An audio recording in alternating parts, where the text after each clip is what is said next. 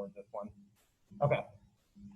So like I said, action potential down here, actual contraction of the muscle in blue. Red is going to be when we stimulate. That's only going to happen at special times. You'll know when that's happening. For now, you can kind of ignore this red line because we're just going to see a typical heartbeat here.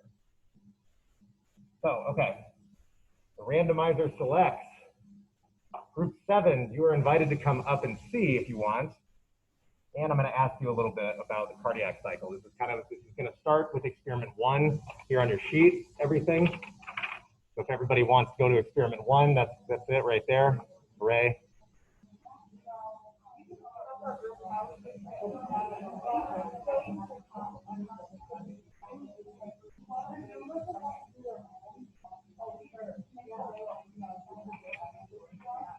All right. So we're going to be starting on this experiment 1 right here. That's kind of what we're going to cover this first round. So 7, I'll call on you guys. And again, you're invited to come up here. You don't have to. Yeah, we'll cover everything as we go together. Yeah. So we'll cover this once we actually see it on the data too. Okay. All right. So we're going to actually just run the heart to begin. All right, is everybody ready? All right, here we go.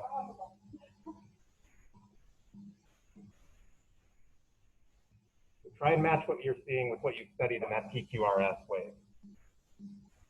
Remember that most of that blood is being initially pumped by the atria, and that's only a little amount.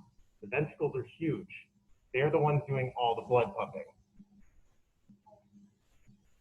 This preceding action potential right here is what triggers the contraction.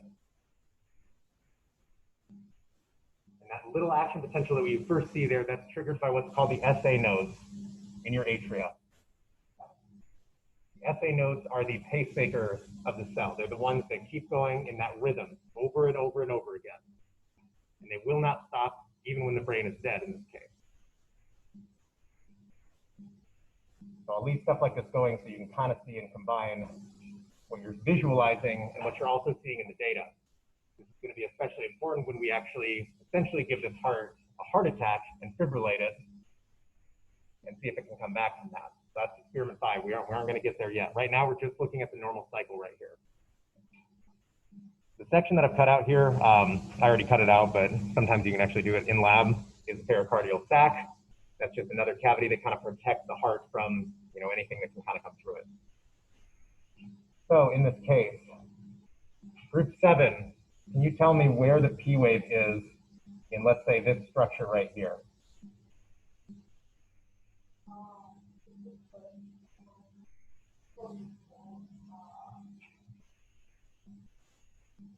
You're good, yeah. You're right, yeah.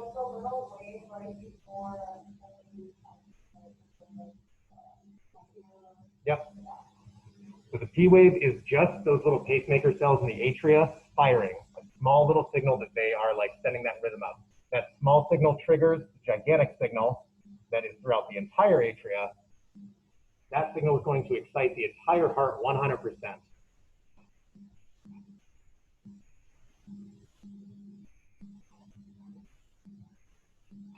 I know I have to bring this up to focus it. I found out in the last lab. Okay, so let me just get this too.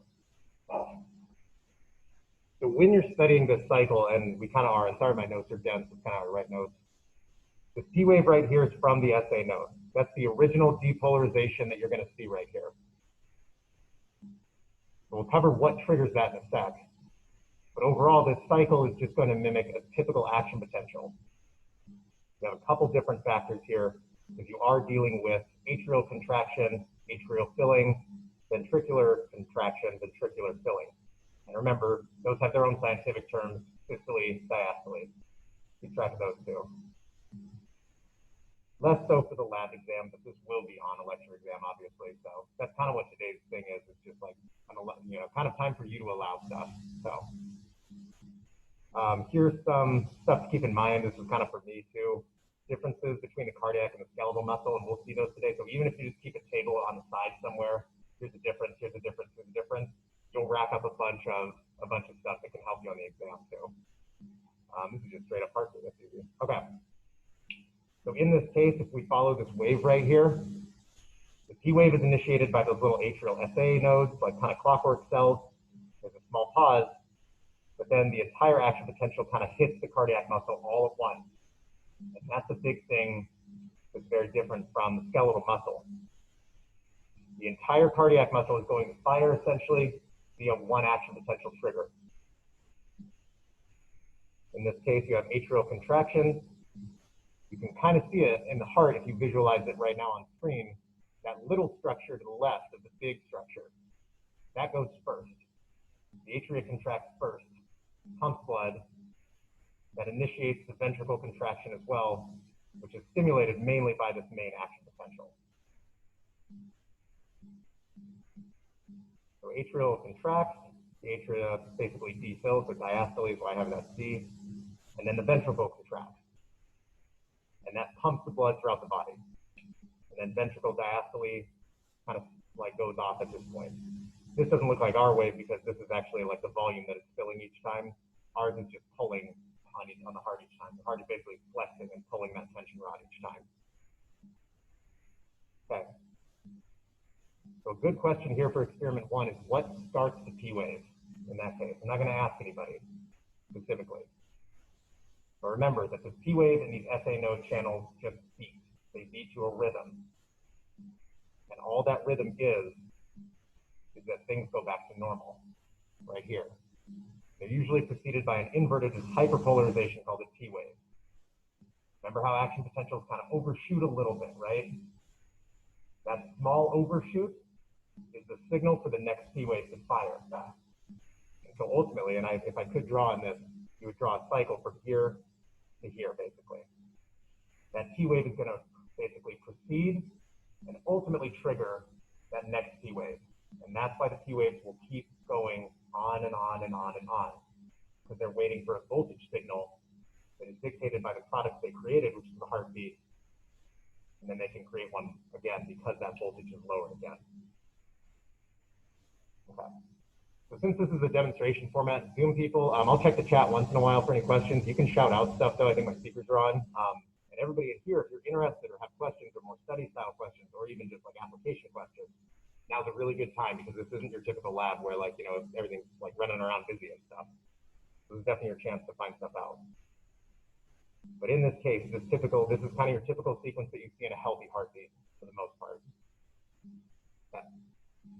Let's go back again. This time, we'll just keep it going. I'll give you some time to watch the signals that we're seeing and see if you can match that wave structure that you drew down on that node with each one. Now I'll give you some time as well to kind of just see the heart working a little bit.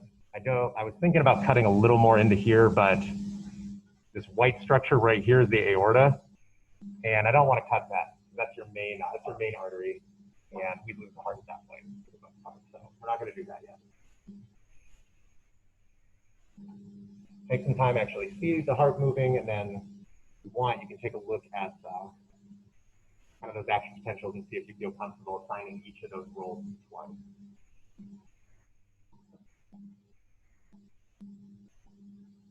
This happened to me too, but our little T waves right here aren't inverted for whatever reason. I'm not sure why. They should be more of a hyperpolarization type thing, but I think that's just how the electrodes are hooked up. They may be reading signals a little differently, so don't worry about that. Usually you see that inverted wave. And all that inverted wave means is that a lot of those positive ions have been pushed out of the sarcomere and the cell and everything. Okay.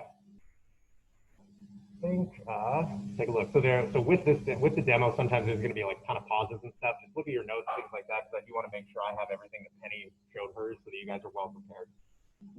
Okay. Improvement. Okay.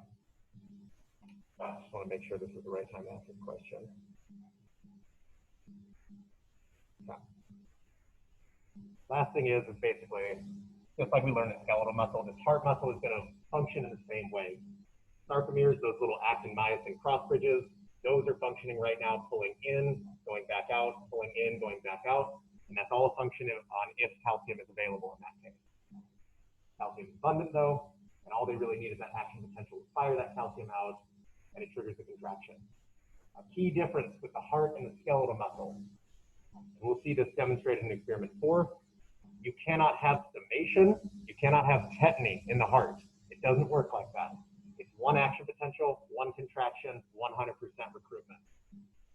All or nothing. And you can't have repeated strokes in between these. One of the biggest differences too, just numerically, and you can write this in that table if you're keeping track, an action potential in the skeletal muscle can be 1 millisecond and change right there, like really quick. An action potential in the heart is always about 200 milliseconds.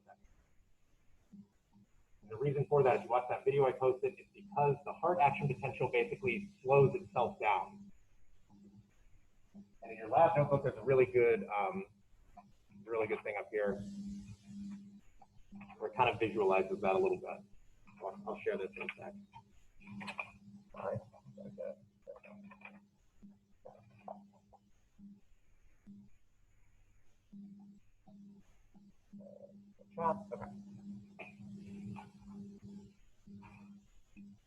Okay.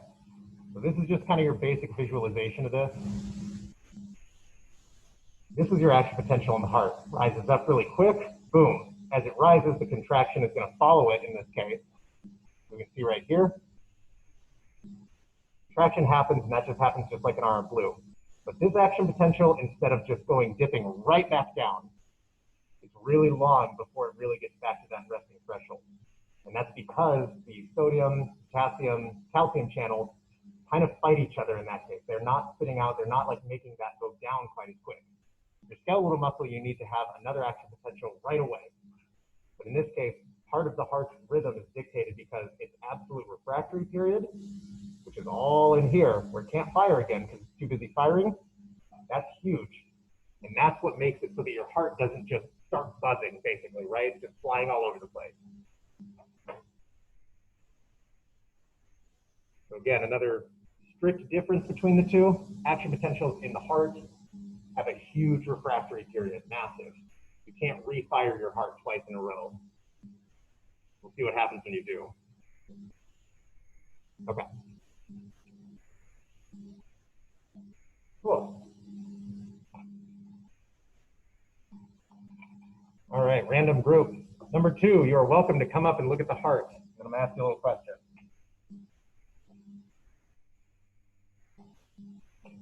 Okay. So, and everybody can kind of move into experiment 2 at this point. We're gonna look at parasympathetic stimulation. All right, so on camera, I have a voltage wand up here.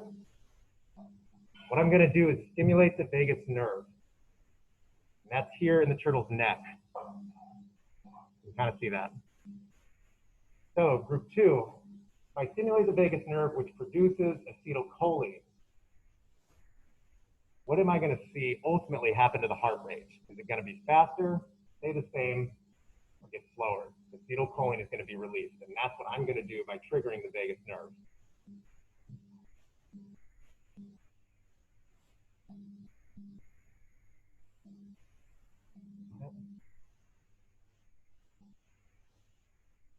So in the case of acetylcholine versus norepinephrine, keep those two as opposites. Norepinephrine is going to be something that is going to speed you up. Always think of norepinephrine kind of like adrenaline. What happens when you get scared of something? Heart starts beating crazy. Acetylcholine is totally an opposite, and that's okay.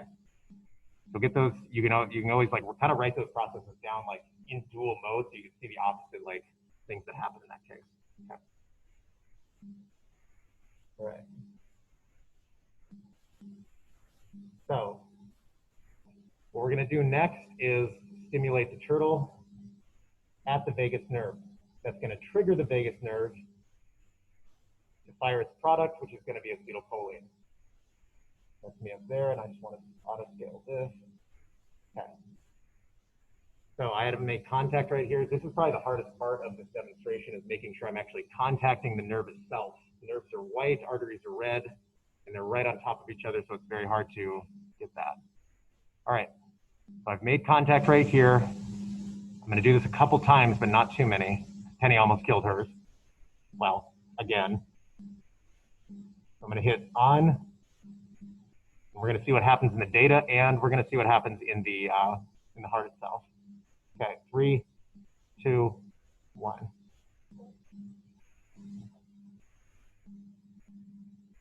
Okay.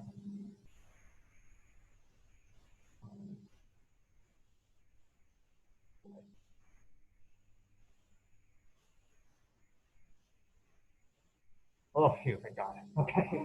Whew. Talk about a horror movie. All right, lab's over. All right. Whew. Okay, so let's pause right here. Let's give our turtle a break and me a little break here. Talk about adrenaline. Talk about adrenaline. Hi, Penny. I screwed up your lab again. No. All right. So perfect. That actually went super well, even if it was scary. So what happened was I gave this thing yes, we're good. I gave this thing a massive shock to its vagus nerve. That shock reverberated actually throughout the body, as you can tell in the green. But it didn't strictly affect the heart, it affected everything. I'm sadly not going to do this again, even though that was good, so I'm not going to give you the chance to watch it because I'm too scared I'll flatline this thing. And again, by this thing, I just mean the physical heart at this point. The turtle's gone. But what we have right here is after the stimulation ends, you have a massive pile of acetylcholine laying around, tons of it. And what the acetylcholine does, and you can follow this in experiment 2 if you want, it's going to bind those muscarinic receptors that are in the heart, and it's going to allow potassium to actually flux out of those sarcomeres. What that does is slows down the depolarization. It doesn't allow that action potential to end. It extends the refractory period, thus making the rhythm, by the next time you have a heart firing, much longer between beats.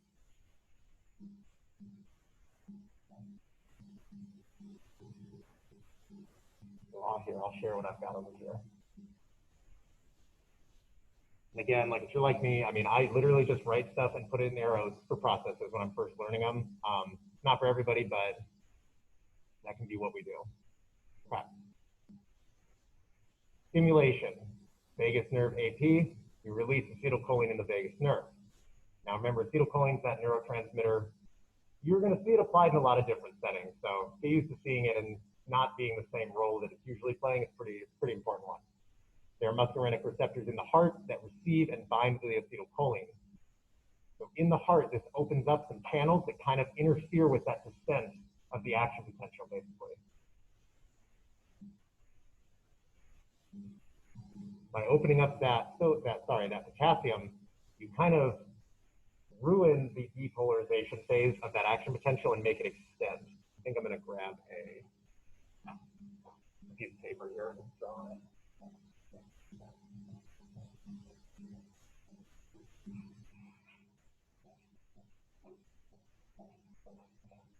Okay. So essentially,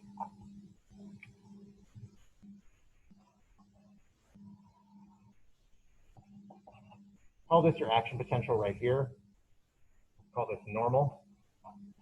Okay. And what happened to our heart was it was like basically flooded with acetylcholine. We'll put this in blue. Everything goes up fine, but it takes a really long time to get down.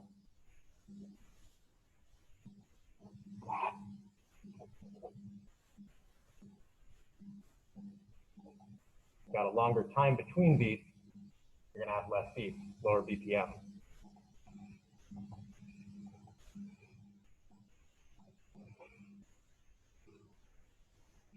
That's the effect of acetylcholine.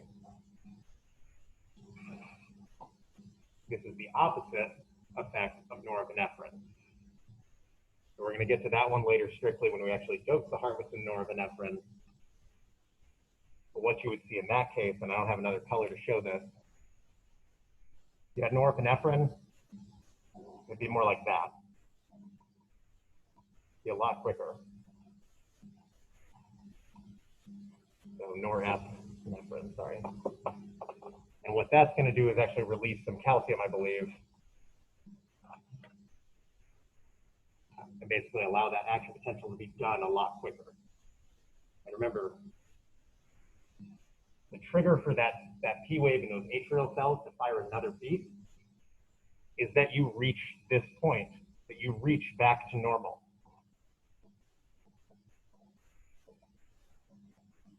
And then you do the process again, but you have to get back to that normal charge for that heartbeat to happen.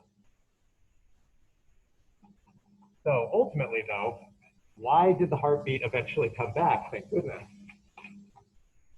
There is something that gets rid of acetylcholine kind of chronically all the time.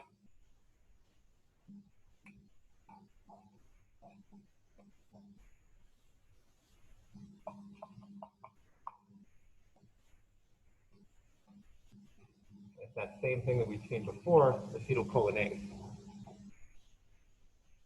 Okay. Go here. Okay. So acetylcholinase is in action right here during this pause that we had. Long time, because you got a lot of acetylcholine to break down, and that's the role of that enzyme. So it's working really quickly here, but there's tons of it. So it's basically chewing up all the acetylcholine, canceling it out. And then eventually we come back.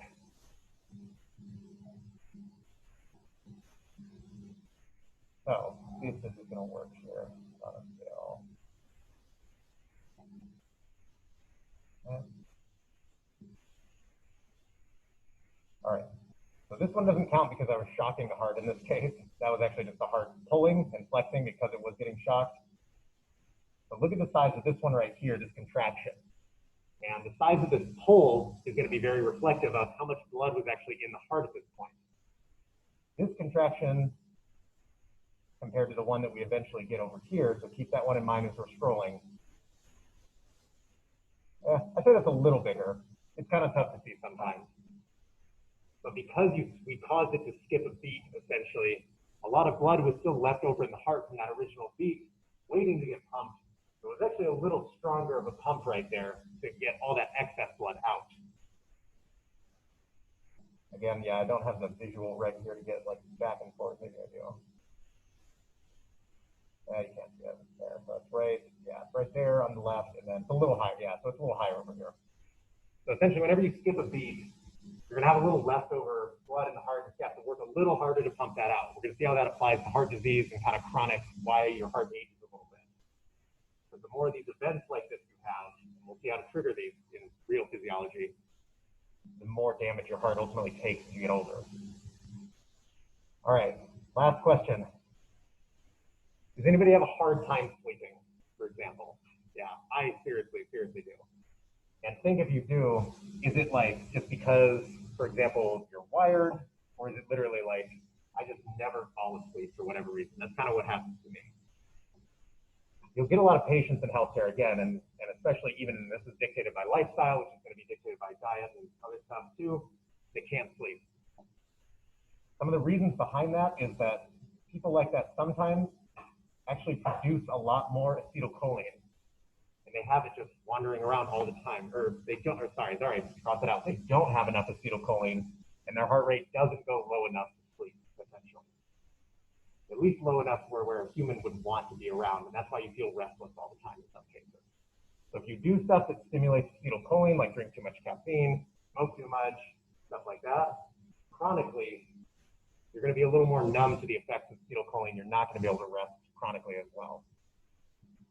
Now, that's a complicated question though. So I'm not going to just say like, this is the answer to what this is. Again, some people have different acetylcholine and, acetylcholine enzyme activity too. So their acetylcholine may be at higher or lower levels depending on things. Okay. Lots of stuff, huh? Lots of stuff to write down. Don't worry, everybody will get fine as long as you're here, so don't worry. All right, so let's keep this going. Over here, we're looking healthy. Okay, no chat. Zoom, I hope everybody's doing okay. Obviously, let me know if not. Let's keep going here. All right, let's set up the third one. Third one's actually pretty easy, but it demonstrates a really good principle here. Okay. Let's go to experiment 3, Starling's law. The randomizer is chosen, group 6. So you can come on up if you want to see the heart and see what we're going to do here. You're totally welcome. Otherwise, no. Okay. Okay. All right.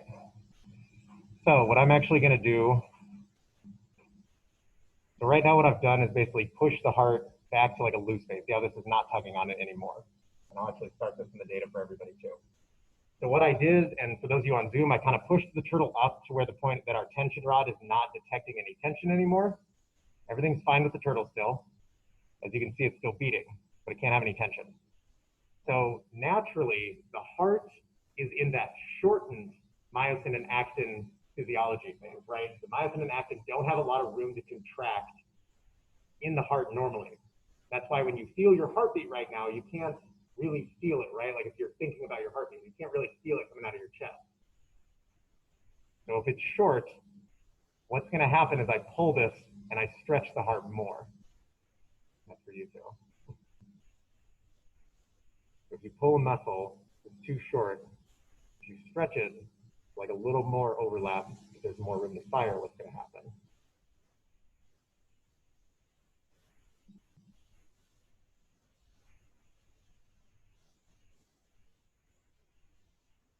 So if you think about myosin and actin, if it's too short, there's no room to like really fire.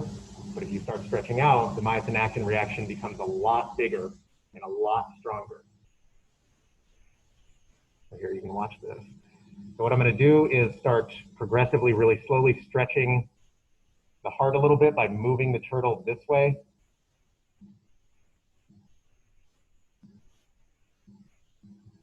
You're starting to see like those bumps kind of start coming back. Remember, we had nothing there at first. Okay. So as I stretch the heart more and I force the myosin and actin fibers to be at their best optimal concentration, like best overlap. Remember that in skeletal muscle? So this is a similarity between the two. As I stretch things more and more, I'm going to get to the phase where it's actually the strongest. So the heart naturally is evolved to be very short sarcomere contractions if you're resting. And it's only when the heart stretches because it's filling with blood, because you have a really high heart rate, or it's getting more vigorous, then that's when the heart muscles really start to go to town. So if you've ever been scared, for example, when your heart starts racing, you can feel it pounding out of your chest. You can really, really feel it. That's what's happening, because your muscles are at the optimal stretch, because so much blood is pumping in, the blood is stretching the heart in that case. That's what you need to, that's what you can write down for free. If you guys want to go write down, yeah, you can. Yeah.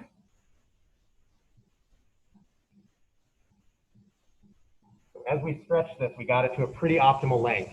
I'm not going to stretch it anymore because I don't want to rip it.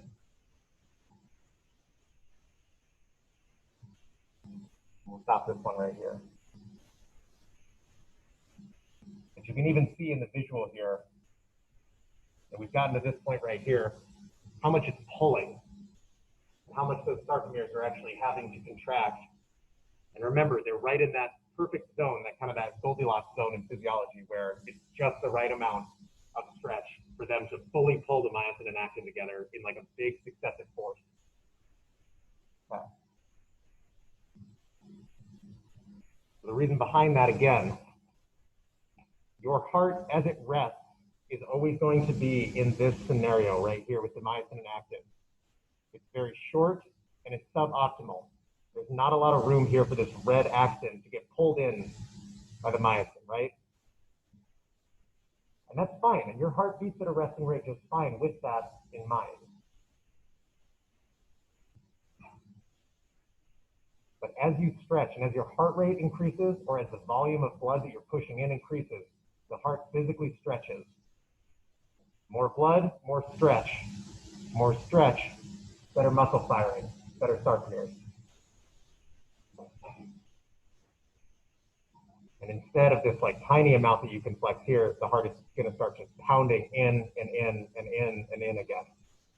And that's that effect that you feel when your heart is racing and you're super scared. Like all the haunted houses that are coming back soon, and I'm super terrified. My wife makes me go, and I hate them. They're really mean. They scare me.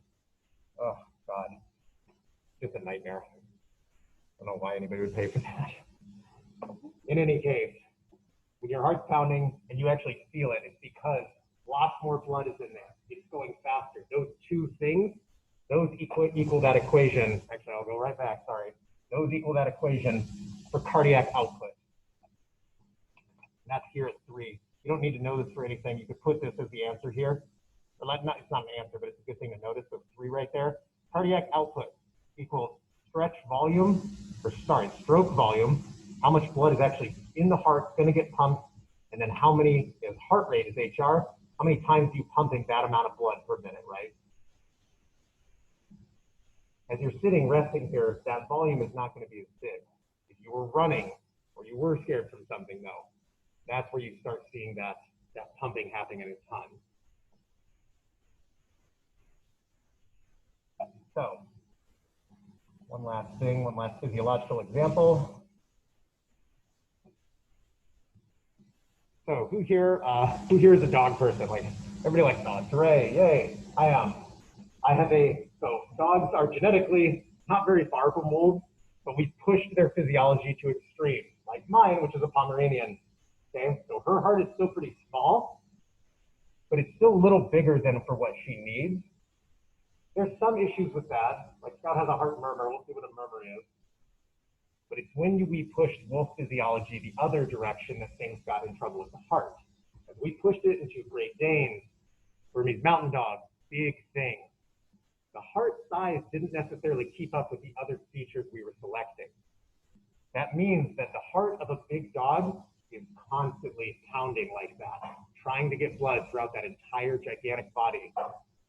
Wolves are big things, but the amount of food and like volume that some of these bigger Great Dane style dogs have requires a strong, huge contraction just resting. Their heart is stretched all the time, and although that's an optimal stretch, the chronic amount of pounding like that is not something that mammal physiology can handle over a long period of time, sadly. This is similar in a human respect, in which you have somebody, let's say, that is close to 8 feet tall, let's say, when you have somebody that has a pituitary hormone that goes, a tumor that causes growth hormone to go out through their entire life, they get really big. Growth hormone doesn't make your heart catch up to your size, unfortunately. So that's why when you see somebody that is over 7.5 feet tall or something, there are likely heart problems that follow that. So Robert Waldo, he was only about 23 when he died, and he was about 9 feet tall. But his heart was not able to keep up that amount of pounding and strength to get that blood flowing everywhere. Evolution takes a long time. Elephant hearts are built for elephants. Wolf hearts are built for wolves, not big dogs. And human hearts are not built to sustain 9 foot tall individuals. So chronic pounding like that is going to lead to kind of some of those issues. We're going to see what some of those issues are coming up right now. All right. So I think 4 is good. Let me just check here. There's a little pause right here. Yep. Yeah.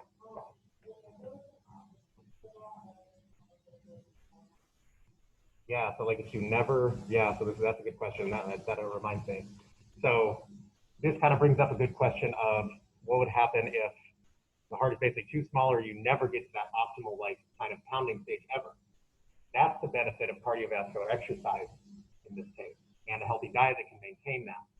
Your heart needs regular training in that optimal phase, in that pounding, so that when it really happens, your heart's ready for that. This is another good difference. This won't show up on the test because it's too obscure, but remember how when you lift stuff with your skeletal muscles, there's microfiber tears throughout everything. The tears don't happen in the heart. The heart just becomes more efficient. You don't actually want those microfiber tears like you get in skeletal muscle that repair. In your heart, things just get a lot more efficient. The beats and everything can handle themselves a lot better. And that's basically kind of just like a chemistry exchange that is like kind of maximized. So if you spend your whole life at a resting heart rate, not doing too much, the periods in your life, and even especially as you get older and that kind of have to do a little more output sometimes, the blood pressure raises, your heart's not going to be ready for that change. And there's going to cause problems, pauses, murmurs, skip beats, stuff like that. And those are the things that can eventually lead to something like fibrillation.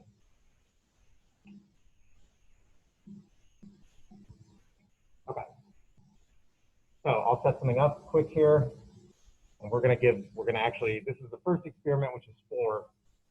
This is the first time that we're actually now going to start kind of not damaging the heart again, but this is when the stakes start getting a little higher for the heart in this case. Okay, so I'll set that up. You can kind of review your notes right now, see if everything's good. I'm going to change this up right here. If you're unsure on something, now's a good time to kind of check in with everybody, see how it's going.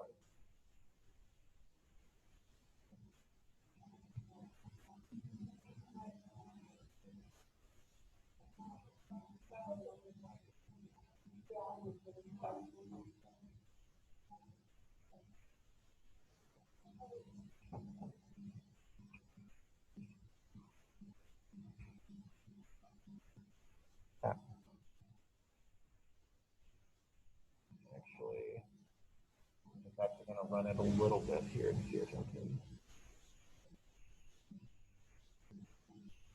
It's going to make these a little less strong. Okay, that's a little good. Okay. So, what happens if your heart receives a stimulus it's not supposed to? Remember, the rhythm here is very important. That SA note should be delivering kind of a pacemaker-like quality. If your heart incurs some sort of random poke, essentially, let's say like a kind of a brute force injury, like a car crash, for example, can do this. Obviously, a lightning strike can kind of do this, but that gets a little more, that gets a little worse. So let's just poke right here a little bit and see if we can stimulate the heart to do something it's not supposed to. So all I'm going to do is take this electrode. It's not shocking anything. I'm literally just going to poke the heart and see if I can get it to misbehave a little bit. Oh, even there. Okay. Ready? And I'm going to do the ventricle first, and then we're going to do the atria, and we're going to see if there's a difference. Okay.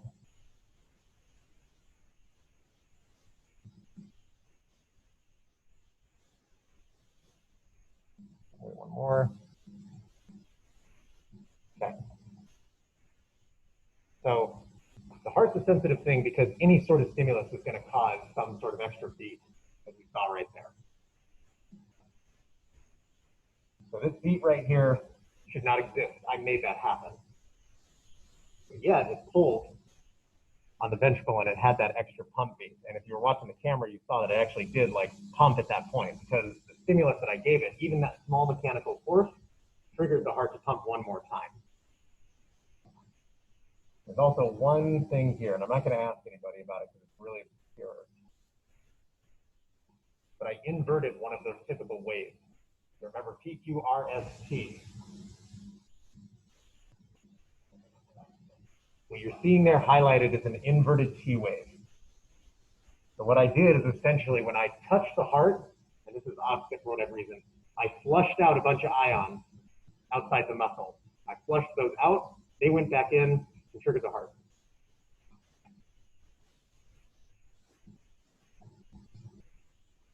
So by disturbing it in that case, even just some random event like that, you can end up triggering extra beats. And that's what's meant by an ectopic beat. And that's something that you can write down, I'd say, for 4. So why were we able to influence an extra heartbeat? It's because any kind of stretch or reflex or touch like that is going to flush out a bunch of the ions and reset things. Even though this organ is meant to fire all as one thing, small disturbances like this can kind of key on that and say, okay, like you have some sort of shock or issue or something with the heart. This can cause the entire muscle to fire one more time when it's not supposed to.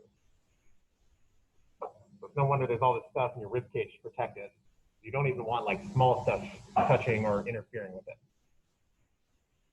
So small stuff or interferences that could cause something like this could be an embolus. It could be buildup of too much blood from ischemia, things like that. All right, so and again, last thing, like I said, you're in here right now, so get off the phone because you're taking up somebody's spot that could be in here. And let's move on from that, okay? Like I said, I also had to kill this turtle. Don't want to waste that time, okay? So if you want to waste your time, you can just leave and take the 5 points. Cool, okay. So I know, yeah, like I said, I'm usually pretty positive, but just, you know, we had to kill the thing to make this happen. So try and get what you can out of it. Okay. Now we're going to go a little harder on this case. Now what I'm going to do is actually hook these electrodes in, and we are going to essentially fibrillate the heart. Okay, and fibrillation is what can be a consequence of a heart attack. Those of you that will go into healthcare, this is more of an emergency setting, but what we're going to stimulate is some of the events that can lead up to that fibrillation, that true emergency.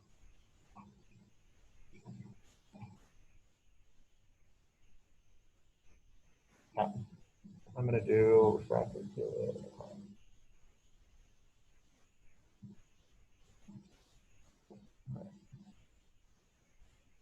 All right, here we go. So I'm going to plug one into one side of the ventricle. I'll get this a little bigger. I'm just going to plug one into one side of the ventricle and one in the other. Sorry, we got these cheap cameras. We'd be better off with an iPhone camera, but mine's an iPhone 6. It'll run out of battery, so we couldn't do that. All right. This is kind of a delicate process, as you can see. That's why this is one of the later experiments. I kind of want the ventricle to contract into the spike here.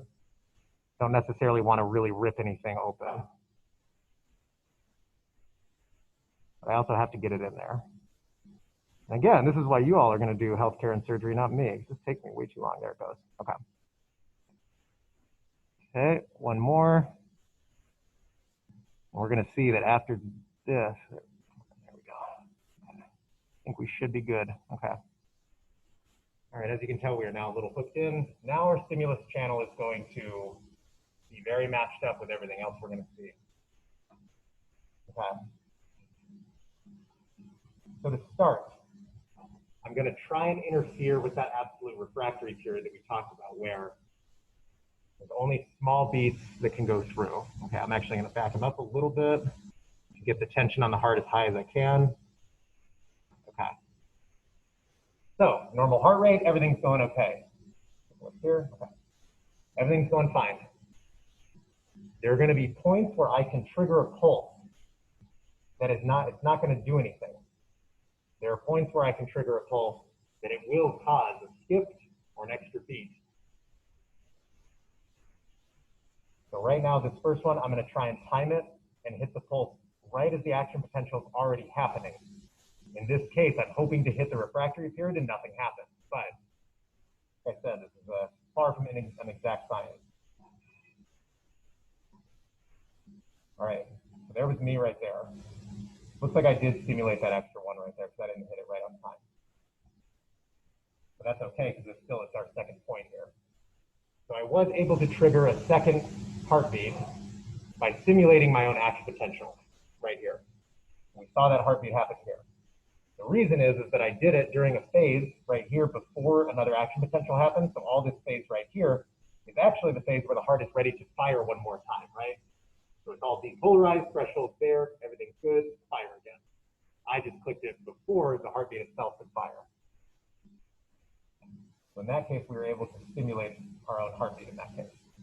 Okay. Give it another try here. I'll time it up on this one, or at least I'll try.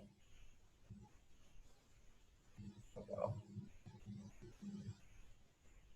I ended up, yeah, I couldn't get it. Okay, so I couldn't get that one going either. I'm gonna try one more.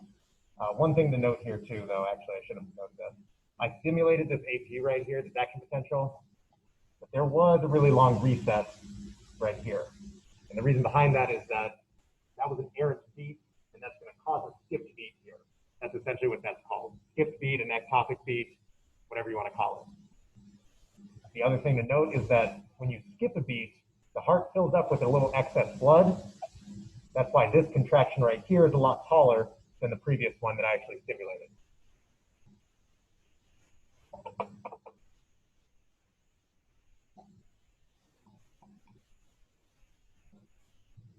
All right, group 4, you're invited to come see the heart get shocked if you want. Also, yeah, like I said, it's totally an invite. All right. With this view, when I'm gonna shock it, you actually may see it like pop in that case. And what I'm gonna try to do is hit this shock right during one of the action potentials and see if and nothing will happen in that case. So we'll give this a couple more tries. All right, let's go. Oh, there it is. Okay. So I shocked it. Contraction contraction still happened. So what period did I shock it in that case? Why couldn't I fire? Why couldn't another action potential cause another firing like before? Everybody should think about this. When's the period where an action potential can't fire another action potential? Yep, absolutely. Yep, yeah. I say absolutely a lot, but now I'm thinking of words. You guys are good. Yeah. So if I hit like I did right there, I finally got the timing down. I stimulated it right during its natural spike of an action potential. That means that it didn't matter what I stimulated because the heart was already in the process of firing. It's going to ignore all other firing signals. When you're answering for experiment 4, oh yeah, they're not there. When you're answering experiment 4, that's what you should note, is that any errant action potential can trigger an errant heartbeat, an extra beat, as long as it's not in that absolute refractory period.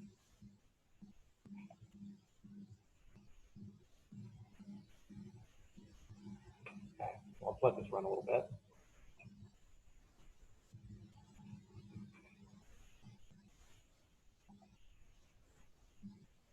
So, everybody heard of a pacemaker before, right? People have issues with keeping this rhythm going.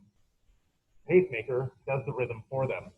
I'm actually just going to do this right now and see if we can pull this off. So I'm going to actually beat the heart, and I'm going to actually try and get a little faster. Maybe, actually, yeah, maybe not a little faster. We're already getting a little fast at this point. Okay.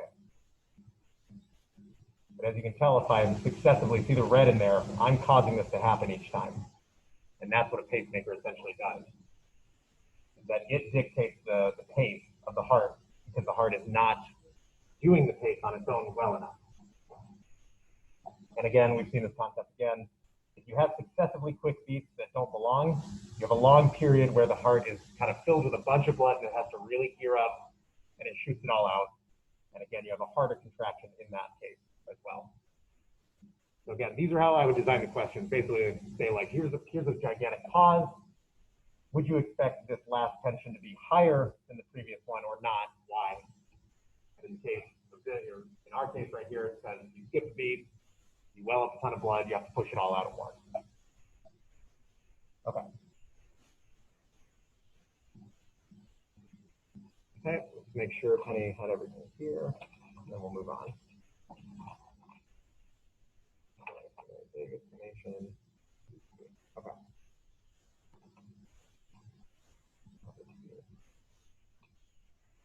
All right.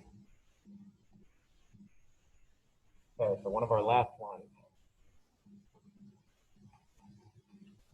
All right, group 3, you're welcome to come up and watch if you want. What we're going to do next is basically induce fibrillation. Fibrillation, or fib, as you've seen on all Grey's Anatomy and everything, is when the heart is completely out of rhythm and everything's ruined. And it's very hard to get it back into rhythm. The reason of the paddles, those are defibrillators, right? What the shock does is actually flatlines the patient, and you hope that things come back to normal on the heart and just by the heart having its natural rhythm. The shock doesn't actually shock the heart into going. It flatlines in hopes that the heart can find its way back. So what we're going to do in this case is we're going to shock the heart with successive quick pulses. This mimics, again, like I said, maybe a lightning strike, something that defibrillates something. And this is, but the more physiological example is that you plug your arteries, something's bad, you have an embolus of some sort, you're going to have a bunch of errant stimuli all of a sudden hitting at once. So to start, it's pretty quick. Penny has me go at, let's see, I want to see what first she gives me. Last time we kind of just experimented, but this is again this is one of the experiments that if I do fib the heart and I actually can't get it back, and we won't do experiment 6 with drugs. Okay, so now we're kind of in the danger zone of if we lose it or not. Remember, like I said, turtle's gone, nobody feels anything, we're good. All right, 1 hertz. Let's get this shocking going. As you can tell, the hertz are far enough apart that the beats are trying to keep up, but they can't quite. And when they can't quite keep up, bad stuff starts to happen. Too much blood is welling up, things like that. And as you can tell, it's paused right now, but there it comes back. Sustained missed beats like this, though, are what damage your heart as you age, okay? You have too many of those, and they go undiagnosed, and you don't fix your lifestyle, that whatever's causing that. And it's sometimes congenital and genetic, and it's not your fault. Not that lifestyle is your fault either, but you don't fix these constant issues in the heart in that case, they're not going to get any better. We're going to go to 5. So now we're going to have 5 quick buzzes in the same amount of time it took us to have 1 before. And now you can see, and that's close to fib, but it's not. Yep, see, okay, there it goes. And now it's just freaking out. So watch it in the heart, the real thing. That is a flat, that's not a flat line, but it's fib. All right, we're going to bring it back, hopefully. There it comes. Okay. So like I said, the defib that happens here, oh, I don't want to shock it again. Okay. What the defibrillators do is hit that flat line, like you see that I've highlighted on the left. That's the roll down is of the shock, is that you hope after this traumatic issue right here, whatever's happening, whatever deregulations happen, you can reset. Now, deregulations like this can happen if you have issues with your SA node, for example, and signal is just firing randomly, or there's certain like wrong like chemistry between the two things. So, all right, now we go you go pretty high at this point. Okay, let's go. That is a lot of shocks at once. And as you can tell, it's not keeping a strict rhythm at this point. It's basically just buzzing. Okay, so we'll give it back. We'll do one last one. Any kid turns up all the way to 20, and I'm scared it might like blow up on me or something. I feel kind of bad. Okay, high frequency F, 20 hertz though. Okay, so last one. So essentially, and I'll ask you this to YouTube, but everybody else thinks about it.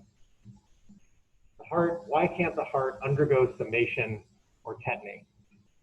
The same answer to the worksheet examples that you worked through last week. What's unique about the heart and its recruitment?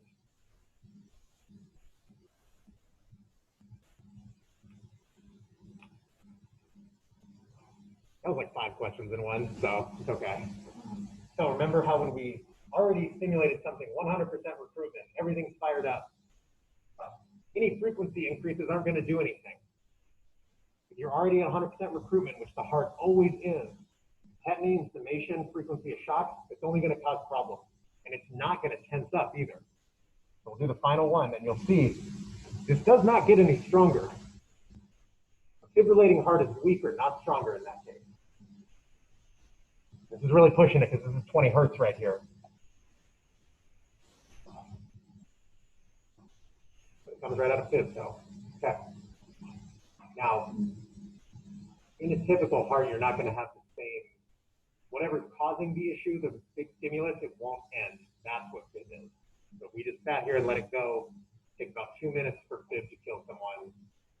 That's why you have to get someone in an ambulance, or that's why you do have defibrillators all across the school, everywhere, for example, right? So, unlike skeletal muscle, heart can't summate or tetany because it's already 100% going. You can't re-stimulate it more, you can't have it hold more. All right, you guys are good. All right, let's stop here.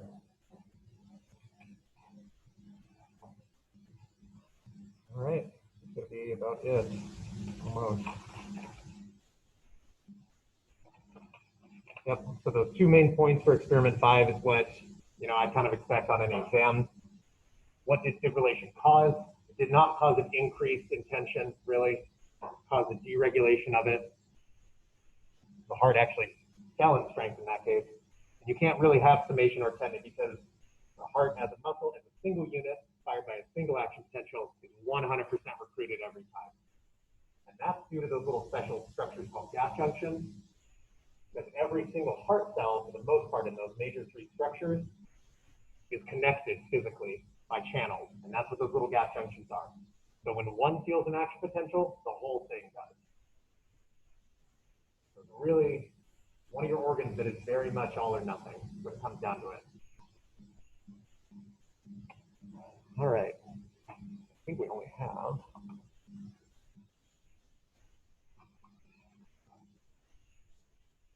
a couple more.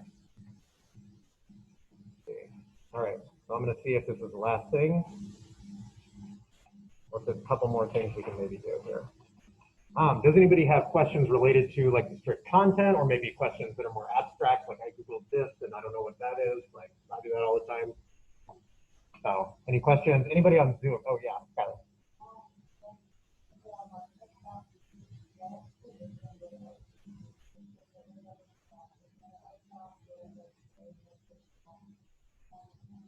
That's a good question. Yeah, I'm actually not 100%. So the question was, depending on the exact position in systole, diastole of the atria and the ventricle, the heart stops. Does it stay in that position, kind of in like a rigor mortis almost? Yeah. When it stops, I would say that it would likely stop because of some sort of, most of what's going to have the heart stop is fib. So it's going to be in a completely bungled mess in that case, to be honest. So if your heart stops, it's likely in a stopping point that was bad for it, regardless and not reflective of the original like possible. I imagine if you die from just typical causes, the heart will probably just, well, this is kind of macabre, but the heart keeps going quite a ways before your brain dies. So we're about to see that in a sec. But I would imagine it just stays in the same position or eventually just runs out of juice in either position, however it does, basically. So, but yeah, that's a very good detailed question. And everybody in Zoom, you're good? Do you have any questions in the chat, things like that?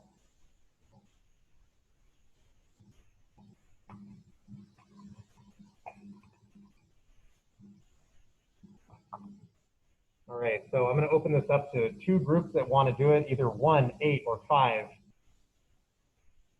2 of those groups come up if you want, because this is the part where we're going to actually do some surgery here, if that's kind of your thing. Okay.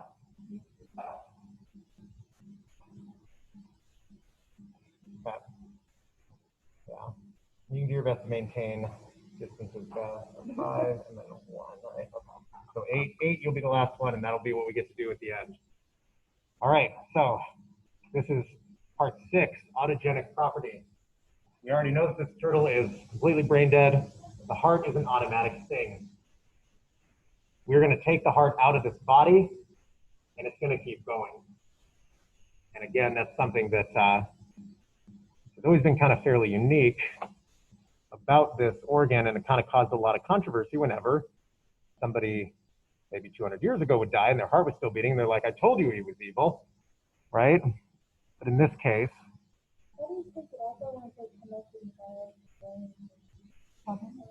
yeah, we're going to be cutting it. It's going to get bloody. So, yeah. Let's actually, okay. No, it's okay. All right, let's actually just go all the way here. Okay. Like I said, bad cameras, sorry.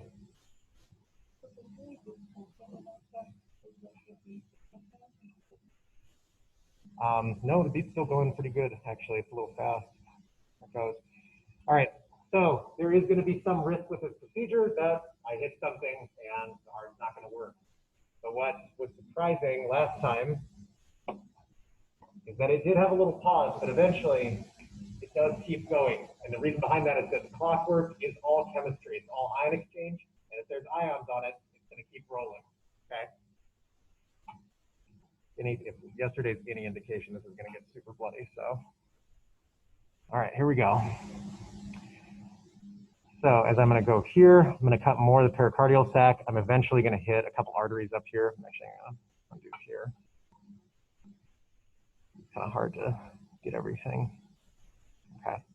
Because what I have this hooked into is the ventricle. It's kind of the bigger structure. I'm going to go over here and keep everybody in the frame. I'm just going to save myself some room over here. Okay. That's what I have to cut. I have to get the atria out of there. Yeah, you're going to start to see blood coming. So this little structure here is an atria. So I don't want to cut that off. So I have to go around this. And I wish I could. Wish I was left-handed here. There we go. Right, so I'm going to try and cut all the way around here. Again, like I said, I'm not a surgeon. This may cause some issues for the heart. Getting the side here pretty good.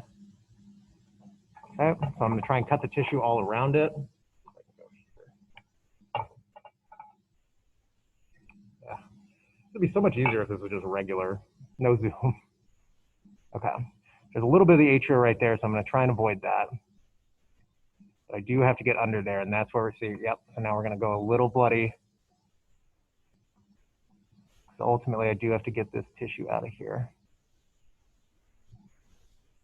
Okay. This is the aorta, so this is going to be a lot. Kind of this fatty tissue in yellow is, it's just something we can cut and we should be okay. Okay, so I want that off.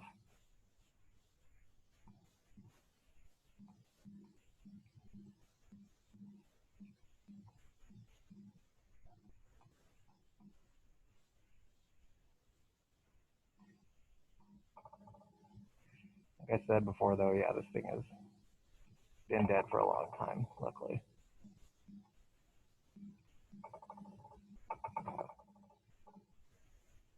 I'm kind of finishing up here, getting this last bit of tissue off at the bottom. As you can tell, it's not the easiest thing. We're about here, though. Like I said, no guarantee that this is going to make it. I did carry a bunch of tissue with me right there, so maybe I'll cut that off. Okay. But it looks like we have two atria, ventricle. The atria are pretty big in this one. Okay. So shift over here. Share screen, regular. Okay. Actually, don't need this anymore. This is fine. Oh yeah, I just want to look. So it's like the picture spot more like the heart. Yeah, kind of the darker red stuff. Yeah. So that's ventricle. There's atria. All right. So this happened last time. Doesn't look like it made it.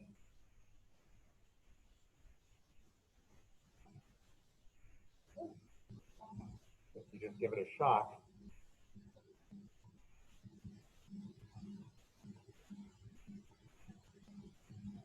Still keep going a little bit.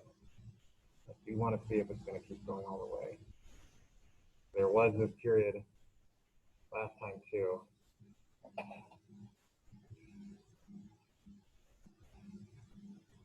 This is Ringer solution, kind of just water and some ions.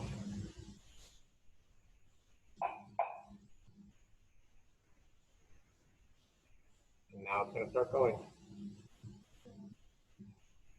Okay. Starting to go a little bit more. The atria are up top here. They're the ones that have those SA nodes, and as you can tell, they are still going. Chemistry still applies. Physics is still there. Action potential still exists. Since the SA node triggers an action potential, and it's re-triggered by the end of that action potential, that's how you keep getting successive ones over and over and over again. That's why a heart, even without a command center, is going to keep beating just like this. Scared me in the first half. I didn't know if it was going to make it. Yeah, you guys don't have a hard question. You just had to watch a heart get taken out. So that's all you had to do. All right. So pretty good. Like I said, this is as close to a live thing that we can get.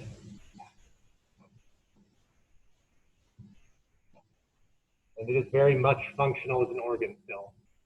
So in terms of heart transplants, most of the challenge actually exists in finding tissue between one patient that has an immune system that mimics the other patient, the donor and the recipient. The immune system that if I put this heart in another turtle and changed it, probably with Penny's expertise, she could do it, but the immune system of the other turtle would likely attack this heart as a foreign invader in that case. That's the challenge that we had to kind of overcome, was actually the immune system when it comes to transplant. But as you can tell, I expertly got some atria in our nice big ventricles, and it was not expertly, because you can tell there's a lot of fatty tissue here still. And I actually kept the aorta right there intact, so that's good, but it's still, you know, it's obviously pretty bloody. So yeah, we are still very much in business, chemistry-wise. So, last group, 8. You're invited up here. We're going to do one last couple set of experiments, and they're on the back of your set.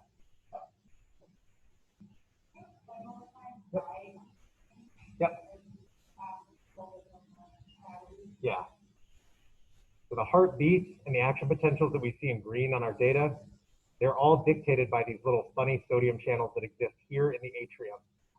And those are in a structure called the SA node. What those channels do is they fire action potentials, fire throughout the heart, and their trigger to fire again is that overshoot when the action potential finishes from the first one. And thus, so long as there's the initial action potential, remember how I tapped it, and just like when we hit it with the electrode, it goes again. Once I do one action potential, it's going to keep going and going and going, because the end of the action potential is what triggers the new action potential. And that's why there is that rhythm in this beat. As long as there's chemicals and ions to flow, the tissue and sarcomeres, everything is still going to work just fine like normal.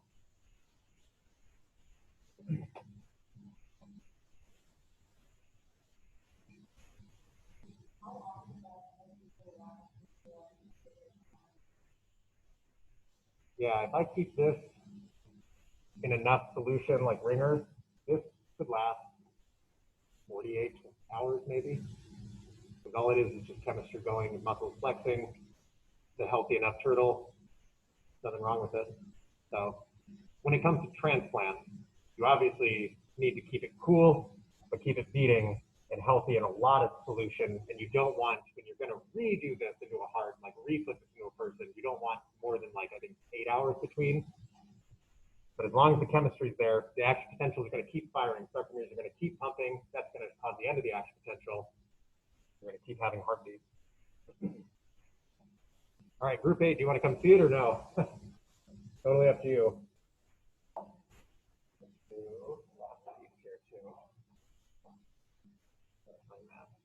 What does it say? What are we going to drip on here first? Oh, here it is. There we go. Drug application. We're going to go the opposite route that we had in the initial one. Remember, we flooded it with acetylcholine.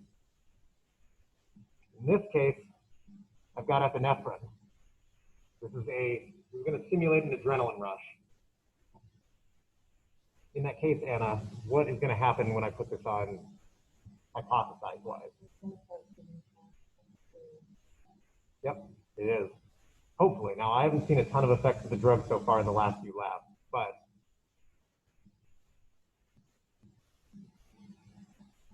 it's kind of hard since we don't have it on a pacer, but I'm seeing it go fast. Are you? Yeah, there it goes. Norepinephrine hits adrenic receptors. Adrenic receptors cause that flow of ions to be really quick and ends that action potential really quickly so that the SA node fires one more time, but in a quicker succession because you've ended that refractory period. Lost it. Now we can't, yeah, this is probably the best reaction I've seen in most of the labs because we were going, it's probably like 20% faster in this case. So in that case, yeah, this is something good. So yeah, you're good. You can stay for the other ones if you want, but it's totally up to you. Yeah. Okay. So in those sections, I'm not going to obviously like make you fill out the whole thing. It's kind of for these, yeah, for these ones right here, like you can fill out as much or as little as you want for the drug application stuff. Again, though, like I'm obviously going to include questions for like Penny's gonna about epinephrine, about acetylcholine. So as long as you feel good about those processes, fill out what you can right now in the live look. Go back, and then that's when we'll that's what you can study for the lecture. Is those two processes. Yep. Yeah, acetylcholine. Yeah, so that's coming next. So we already saw acetylcholine when we stimulated the turtle's nerve, because that nerve causes a big surge of acetylcholine. But we're going to do the same thing here. I'm actually just going to move it out of the current pile right here, kind of wash it a little bit. Oh yeah, I need some water, so. All right, so I'm going to wash the epinephrine off of this.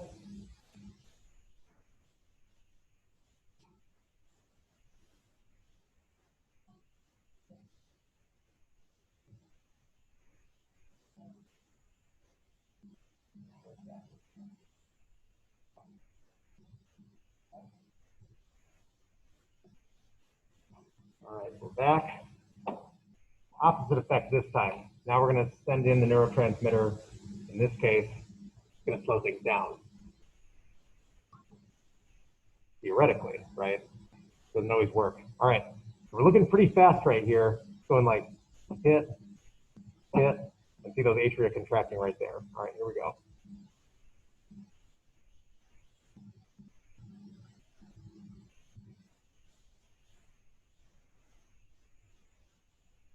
Whew. Okay, so it's pretty, yeah, it's a lot slower now. Dang, we've almost killed this thing like 3 times. Goodness. Okay. So acetylcholine applied immediately slowed down. So in terms of prescription or esoteric drugs, those of recreation, for example, they have different ways of stimulating this up and down. Depressants, for example, and heroin, marijuana are going to slow this down. Not comparing those two as far as danger, I'm just saying. Cocaine, smoking, is going to stimulate it a lot more, obviously to different degrees. And they have different mechanisms of action to which they send in the signal to stimulate. But the end result is the same. That action potential either gets longer or it gets really short and the beats are super quick. And remember that final equation like we saw up here? Cardiac output is going to equal volume and like basically like vigorousness of the pump and heart rate. You can increase cardiac output 2 ways. Make it beat faster or make it beat stronger. And both of the drugs that we've applied right now, we've increased and then decreased the speed of the heart. There's one last thing, and that's calcium. So kind of think to yourself for about 8 or 10 seconds, what's going to happen in terms of speed, what's going to happen in terms of strength, so with the heart when we apply calcium.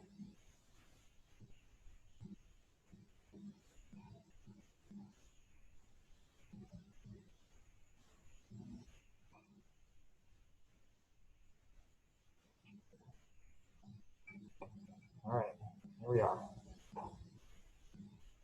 We are still kicking. All right. Last drug application. And nobody needs to answer specifically. But in this case, basically what calcium chloride is just potent calcium. That's it. Chloride just goes away. Do you expect in this case the speed to increase or how strong this beat is actually happening? Remember, the strength of sarcomeres can be dependent on how much calcium is available. And if more calcium is available, the affinity of tropomyosin to calcium to get rid of that negative regulator gets a lot more. So let's see what happens if it gets like really strong here. But not necessarily if it gets really quicker or slower. We still have this hooked up, and it's hard to see on the camera, so I'll just like let freely anybody that wants to come up here. You can kind of see it rising and going if you want. The ventricles are really pushing upwards from my angle right here. They're really like hammering that contraction. One of the guiding questions in this section, and again, like remember, the guiding questions are still fair game. Since this is a demo lab, we didn't actually cover everything. Concepts you should have seen from lecture in this lab are still going to be applied on the exam. I'm going to, again, try and focus on the stuff that I strictly talked about, but the guiding questions are always available for that.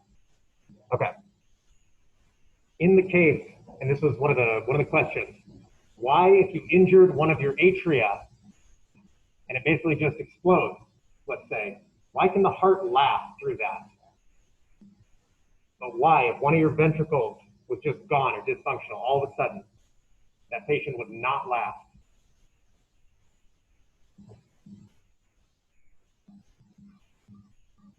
And it's all in the volume here. The atria are only responsible for pumping 20% of the blood. Ventricles, the other 80%. So it's mainly just a question of math. If you get someone in the ambulance and their atria has been crushed, destroyed, something, their ventricles are still going to be doing most of the work, 80%. They're going to be okay. But if you have somebody with ventricular injury or loss, that patient does not have very long. And you have to get them probably to some sort of bypass in that case. That's about it. All right. So, overview of the last thing. Everybody in person, you can turn in one of these per table, array. You can just turn it up here at the bench. Everybody on Zoom, you have to upload it onto D2L just on your own. And feel free to ask me some questions. So I'll stick around on Zoom, put them in the chat, and then I'll be here as well if you guys have questions at present.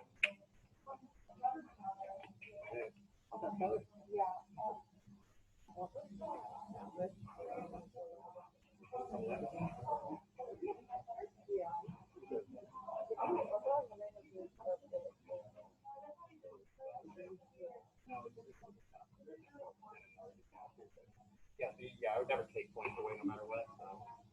Yeah.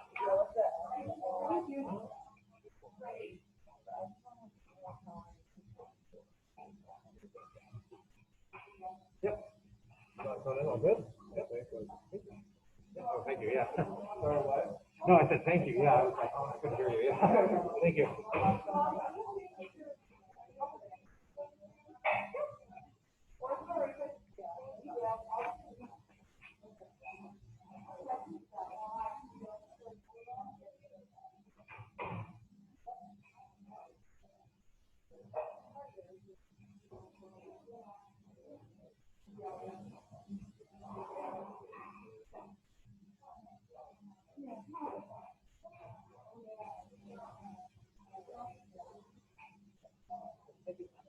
Thank you so much. Have a good day. Here you go. Thank you.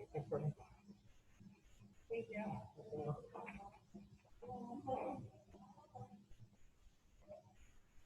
All right, Zoom, do you have any chats for me? Sorry, here, I'm helping stuff too. All right. Thank you. Breakout group. All right, so no, you guys are good. This is the end of the lab. There's no breakout rooms. There's no breakout rooms, anything like that. So the only thing you need to fill out is those questions, basically, that everybody else did here. You just need to do it individually since we didn't do the groups this time. There is a link to turn that in. And then, yeah, Haley, in your case with the survey, that's just like a cognitive reflection tool. Like, what do we learn? What do you feel unsure about? What are you confident in? And kind of revisit that. So that's totally optional. That's just there if you felt like if that helps you.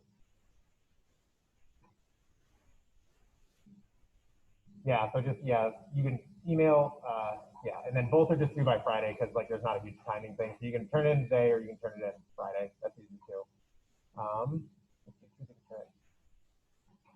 Yeah, so Rachel, yeah, you're good. Yeah, great. Oh, okay. Yeah, that's okay. No. Yeah, yeah, because everybody had to turn it in separate if they were on Zoom this time. So. Yeah, I think she was on that. Okay. Yep.